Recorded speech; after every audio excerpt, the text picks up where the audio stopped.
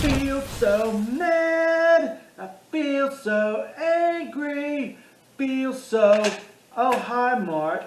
Welcome to another video on my All About the Music channel, All About the Music series. Today we're going to be ranking, we're not going to be ranking studio albums, we're going to be reviewing the one album by Boxcar Racer. I am Chris Norwood. I'm on a mission to hear every song ever recorded. It's taken me a little bit of time, a few more thousand years, and I should be caught up with those darn musicians that keep putting out music every single day. I haven't done many album reviews. This is, I think, my third or fourth album review, but we're getting this playlist going, so let's go. This is Boxcar Racer by Boxcar Racer. Please like and subscribe, and we'll jump right in. As you can see, my shirt matches the CD. I don't know if I can do this with every album I review. Maybe I can, maybe I can't. Let's just jump right into it. Oh, I dropped the CD. So this is the album cover.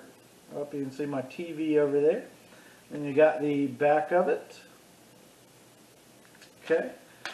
Beautiful album art. I actually have some notes about the artist. There's the disc. Here's the booklet. I like that the lyrics are in here. I do not like that they are in typical fashion. They're hard to read. So you have all the lyrics in one big blob right there. Not a fan of that. Then you get this. You get the album cover with this background, and MCA Records back there, and you get this kind of cool poster. I don't know. Does anybody hang these up on their wall? I do like that. I like the graffiti. I like the outline. Pretty cool album art in my opinion. So the album gets credit where credit is due. On the packaging, it's a pretty you know, not mind-blowing, but I do like the artwork. I like the colors. I like that I haven't broken this package yet. What was that? That was my dog. Okay. Is this thing self-titled? Is it untitled? Is it called Boxcar Racer? Is the band untitled? Is the band Boxcar Racer? Nobody knows. Nobody knows the questions to these things. The world needs answers, Tom. Really, come on. Stop chasing aliens and give us some more Boxcar Racer, please. And give us some answers. If you are unfamiliar, Boxcar Racer is a side project by Tom Delonge and Travis Barker from Blink-182, along with Dave Kennedy, who later went on to be in another super group called Hazen Street. Now, I, for some reason, was mistaken and thought that it was members of H2O. It was actually members of, what was the band? Madball and Newfound Glory, which is interesting. There's actually some vocals from Newfound Glory on Boxcar Racer as well. There's some other features on there, just little minor instrumental parts. So Hazen Street has been sporadically active through the years, but Boxcar Racer have not. This was a one-off, an experiment, basically, instead of an album release, unfortunately.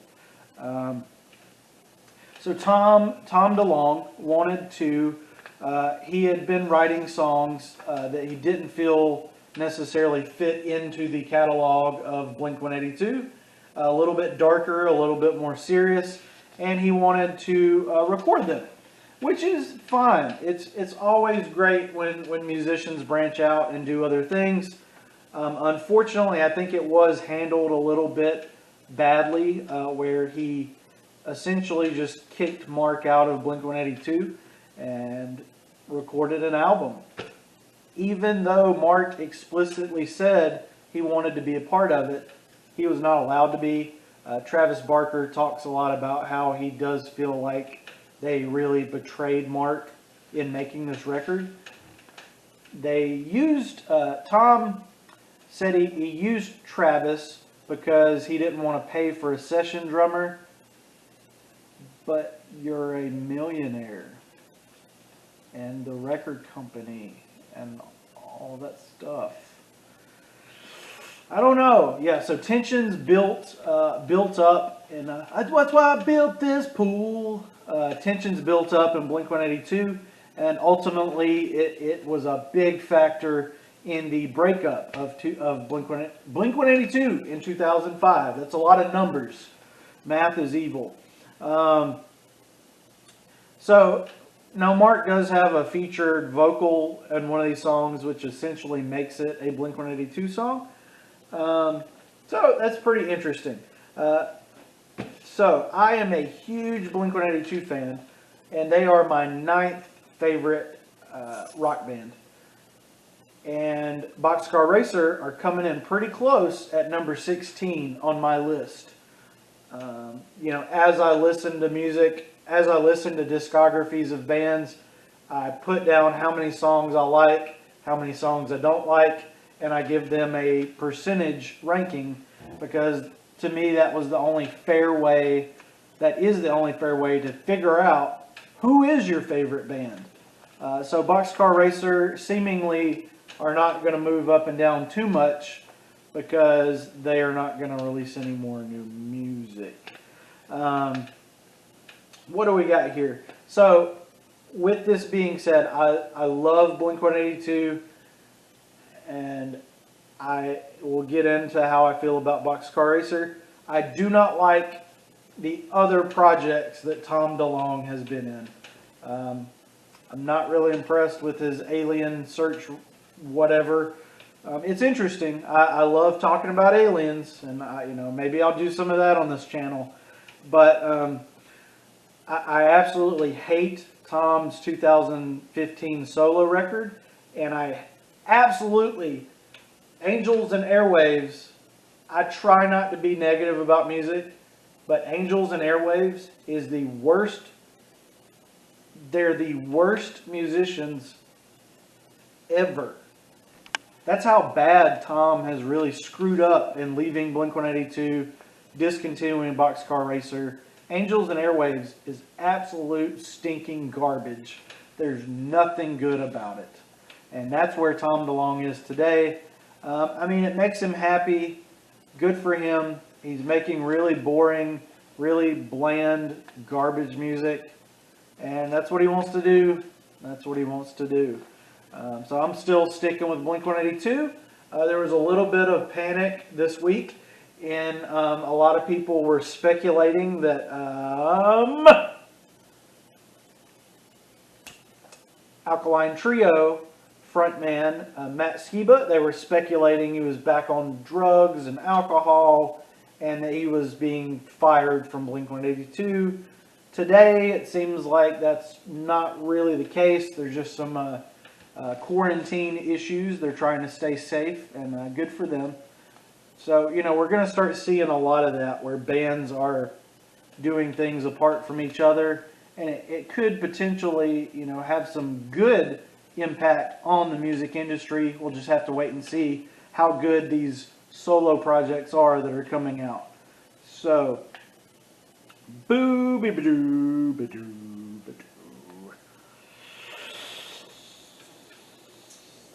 Yeah, I was so disappointed with Angels and Airwaves.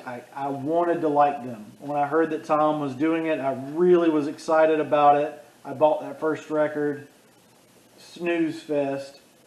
I think I bought the second record. It was even worse. And it was so bad, I just absolutely could not take it anymore. Angels and Airwaves are nowhere on my list at all. They maybe have one song that's mediocre, maybe two songs that are close to mediocre. That's pretty bad. They're really, really terrible. This is one of the only times you'll hear me just rant about a band. I absolutely hate what Tom DeLonge is doing.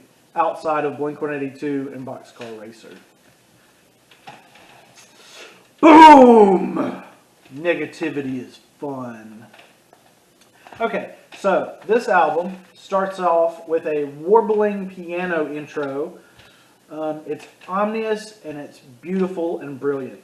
I love the acoustic strings, and then it kicks into high gear with this hard rock sound that up until this point you really haven't heard from Tom or Blink-182. You do get the iconic Travis Barker drumming, and it's definitely a Blink-182 vibe, but it's a harder edge for sure, a much harder edge. Tom's lyrics are more political than goofy or funny, and it doesn't come across preachy or trite in this one. It's a great way to kick things off. Kick start my heart. The chorus is fantastic. The song is called I Feel So. It was one of my first introductions to this band, and I was really obsessed with this one and one other one.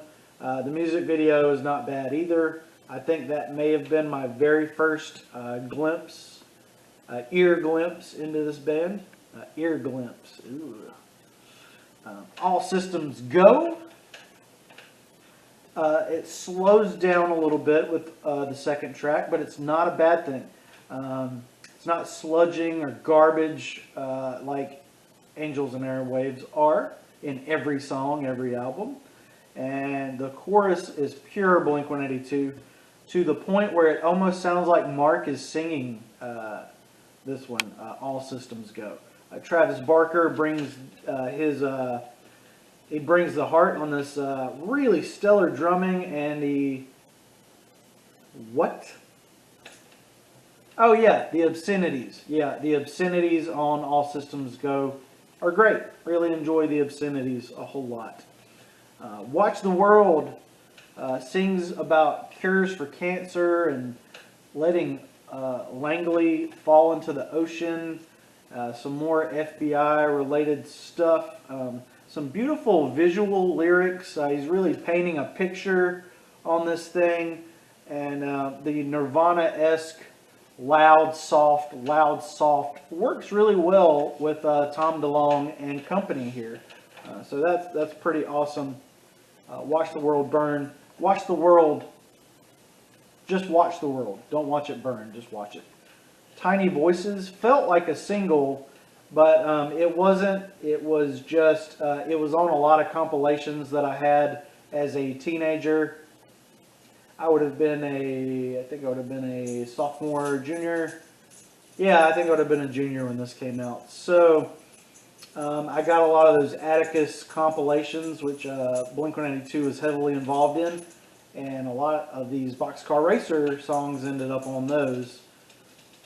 Tiny Voices is really great. It's about your inner voice and how expectations cannot be met.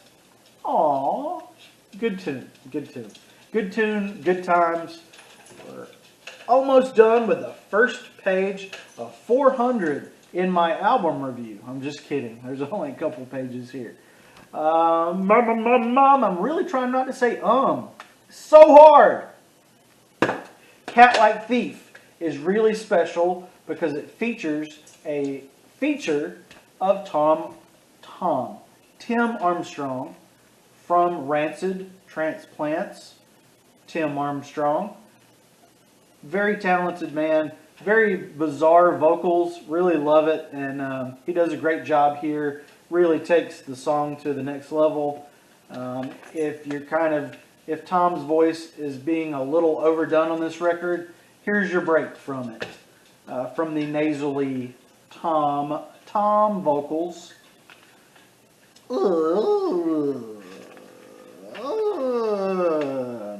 As I revisit these songs, I can hear how perhaps the harder instrumentation is from the other members. Travis Barker, Dave Kennedy are really cranking things up on the instrumentation, and Tom's vocals are a little bit soft, a little bit a little bit wispy and Angels and Airwaves-esque. So, you know, with different instrumentation, this album could have been terrible, like Angels and Airwaves. So I don't think Tom really achieved his goal of sounding terrible on this one.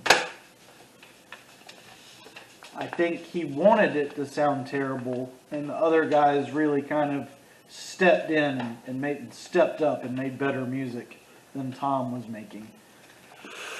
And I is one of my least favorites, but it gets better as the seconds tick by. You could start to hear some electronic elements in this one bubbling to the surface during some of the epic drumming. You really hear it coming through, but it's not overbearing, and it doesn't feature a boring music video with an astronaut being bored with boring music and boring colors.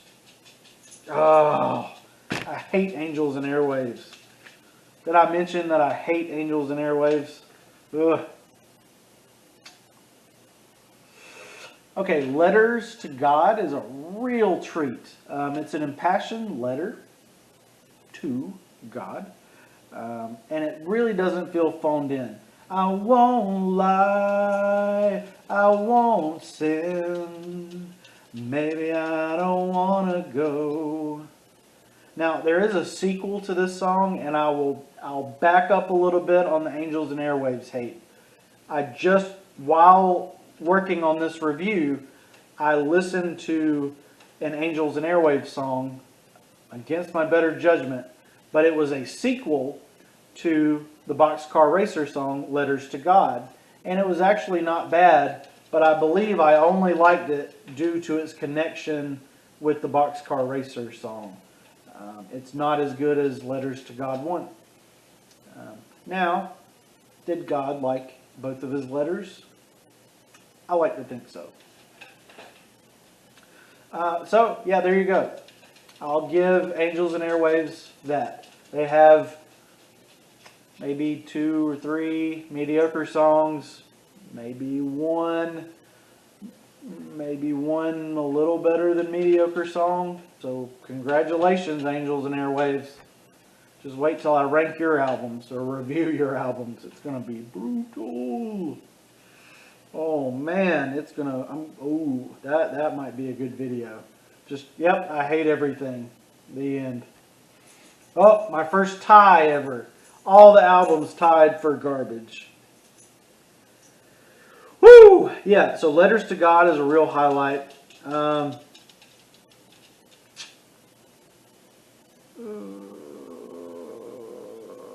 Really, really rocking song. The next one is really interesting. A real change of pace. These songs have, even with the hard rocking instrumentals, these songs have been a little bit on the slow side. And my first punk song is definitely the first one on this record. And you know what? At this point in 2001, 2002, Tom had been in a punk rock band for at least 10 years. And my first punk song just might be that. Its title is true. Excuse me. Some of the comedic lyrics, and it's some of the only comedic lyrics we've gotten from Tom outside of Blink-182. His solo record did have one jokey song on it, but it was okay. It was okay. Not great. It's vulgar, hilarious, and if you like bad words, please check out My First Punk Song. It'll only take you a minute. 1 minute long. A bunch of cussing. If you're a punk rock fan, you'll love it. Absolutely love it. My First Punk Song. Sorrow features some nice pianos again from the beginning of the record. And, at this point, the album does start to kind of rehash some of the same ideas over and over.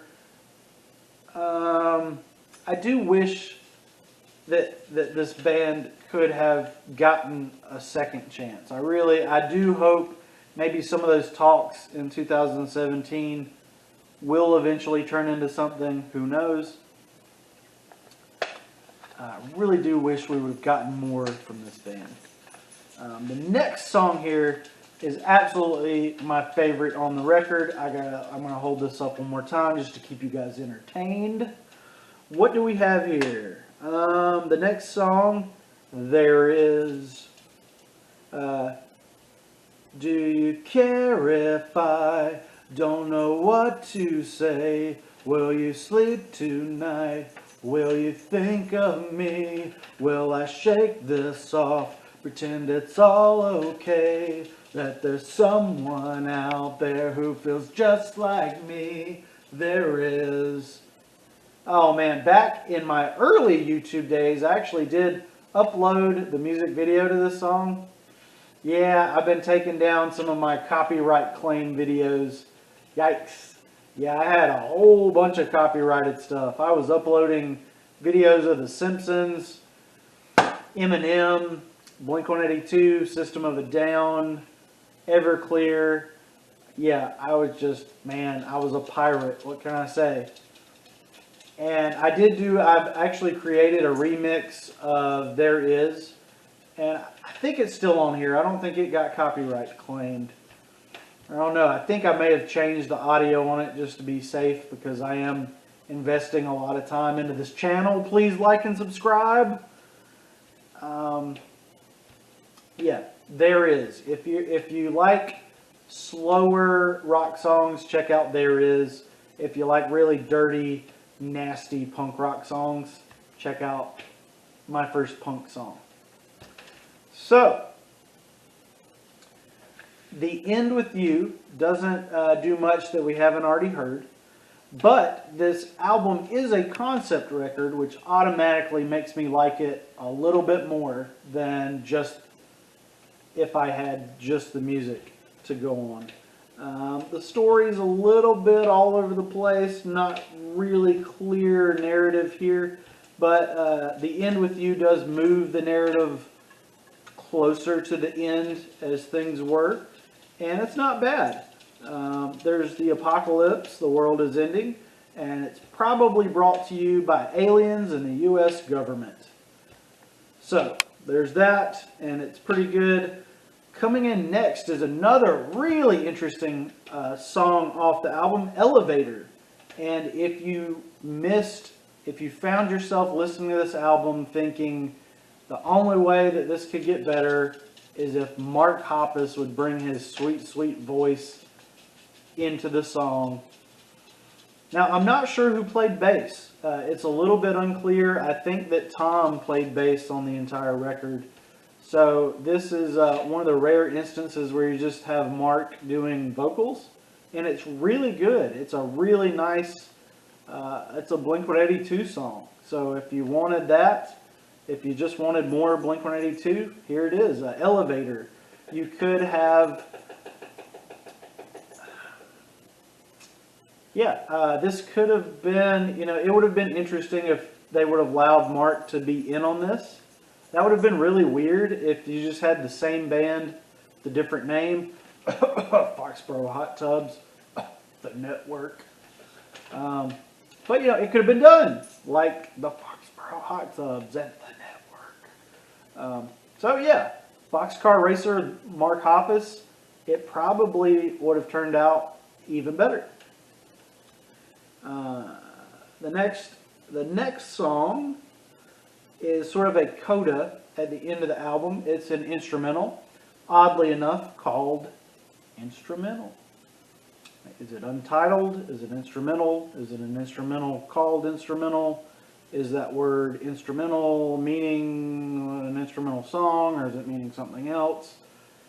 It's all, you gotta listen to the concept of the record to figure that out. It will all make sense in the end once you hear the instrumental. Why does it sound, I don't know, I feel like this feels like I'm giving this a bad review, and I'm not. I really enjoy this record a whole lot. So let's wrap things up and we'll get into my ranking of the album, or review. My ranking of this one album. 13 tracks, and 10 of them are excellent, and 3 of them are good, or at least, decent. The strongest songs show us where A hard rock version of Blink-182 could have taken things, would have been very interesting. And the weakest songs warn us of what is to come from Angels and Airwaves. Lord help us all. But even, within the context of this record, even those weaker moments and the Angels and Airwaves-esque type stuff is very good here. Very well done, very well written, well produced, well performed. So some of the songs do run together, but the lyrical depths and the emotional, just distraught nature of the record is great. It's very relatable. Tom he had back surgery right before writing and recording this, so he was in a lot of pain and he was having trouble finding positivity in life, and he was very frustrated and very angry. He feels so mad, he feels so angry, feels so stupid, so lost, annoyed again. Yeah, so he drags himself through these really dark, deep places to please our eardrums. It's solid. So production by Jerry Finn is on point. And you know what? When the worst 3 songs on your record are pretty darn good, that's a strong record, in my opinion. So, there's been some talk of a second album in 2017. Nothing's come of it yet, but hopefully, maybe over the years, maybe something will come out. Boxcar Racer Volume 2. A quick shout out, really quick, to the artist who did the album cover, Tim Stedman. He did some of the artwork on Enema of the State and some other records, some other advertising work. So check out his work over on his official site. And are you guys ready for my ranking of 2002's Boxcar Racer by Boxcar Racer? Parental advisory, explicit content, edited version is also available. I am giving this record, I am giving Boxcar Racer by Boxcar Racer 7.5 Boxcar Racers out of 10 Boxcar Racers.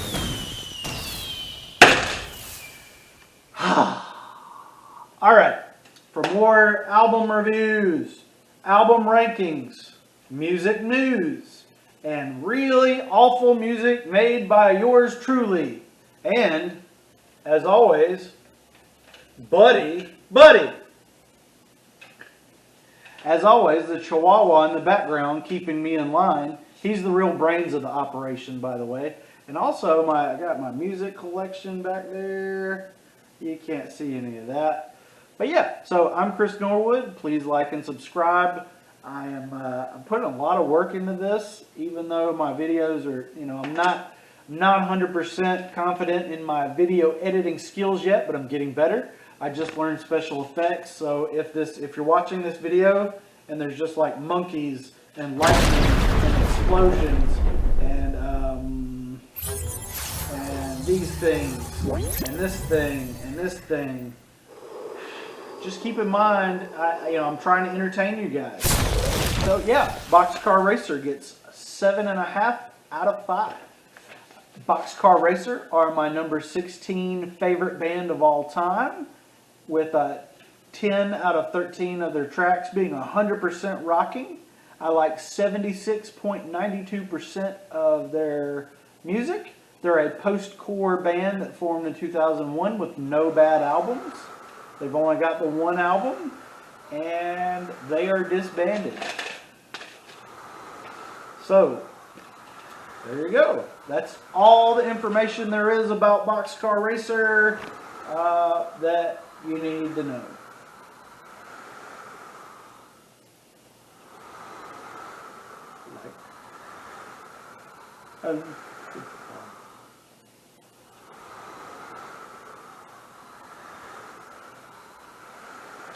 Okay, those suggested videos will be popping up right around in here somewhere. Very good. Greatest video of YouTube ever.